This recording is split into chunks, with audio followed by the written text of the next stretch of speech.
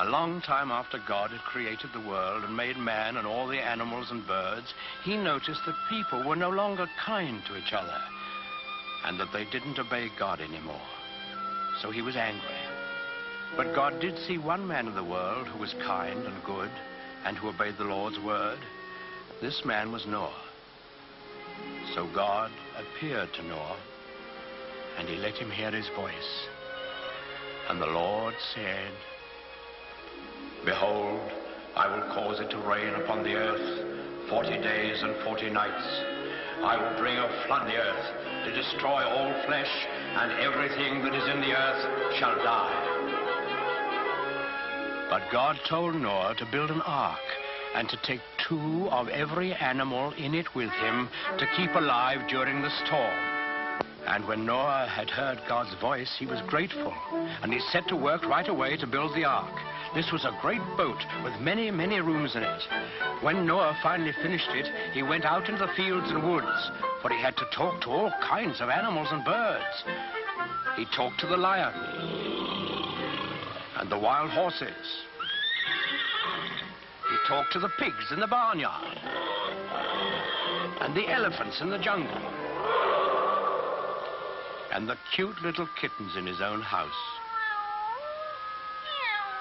Noah talked to all the animals on the face of the earth, even to the doves, cooing in their nests.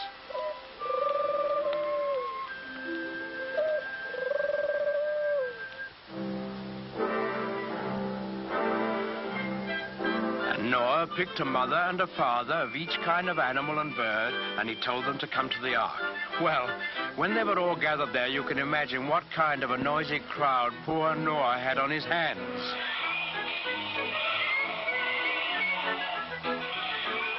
What with lions roaring and pigs squealing and monkeys chattering and hyenas laughing, well, it must have been noisier than a crowd of children on the annual Sunday school excursion.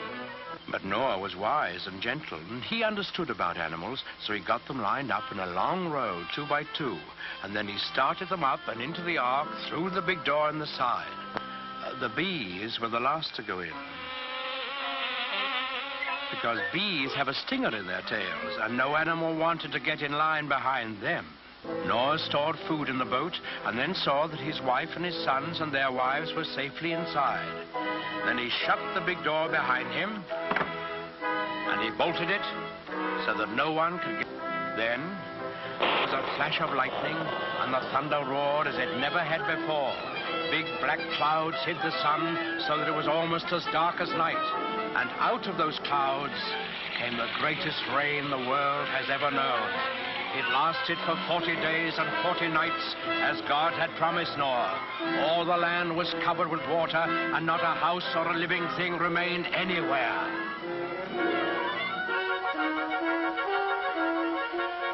But Noah's ark floated on the surface of the waters, and he and his family and the animals who were in the ark with them were saved. On the 40th day, the rain stopped and the sun came out. The waters that had covered the earth began to flow back into the oceans and the rivers, and the ark came to rest on the peak of a mountain. But Noah wasn't quite sure that there was enough dry land for all his animals to live on. So he took one of the doves and let it fly out of the window.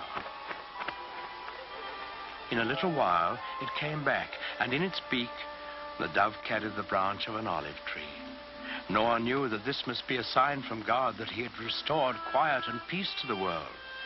So he opened the door of the ark, and he and his family and all the animals came out on the dry land, and they praised God and thanked him. Then the Lord appeared again to Noah. He promised him that he would never again send a flood to destroy the earth. And he sealed that promise with a beautiful symbol, which he set in the sky for all of us to see. That symbol, the token of God's everlasting faith in man, is the rainbow.